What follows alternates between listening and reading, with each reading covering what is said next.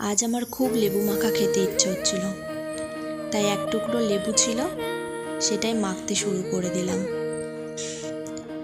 এটা বাতাবি লেবু, খেতে খুব সুন্দর হয়। শুধু খাওয়া যায়, কিন্তু আমার আজকে মাখা খেতে ইচ্ছে হচ্ছিল। প্রথমে বীজগুলোকে ফেলে দিলাম একটু, দিয়ে আস্তে আস্তে লেবুগুলোকে ছাড়িয়ে নিলাম খোসার উপর দিয়ে।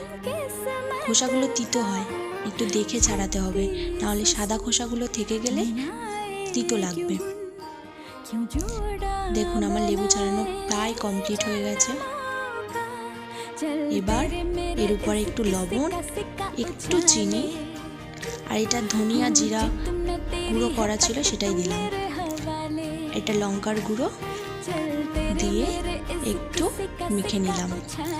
এই মাখা খাবারগুলো না হাত দিয়ে মাখলে খুব খেতে সুন্দর হয়।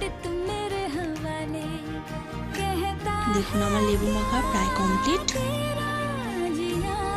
খেতে খুব সুন্দর হয়েছিল।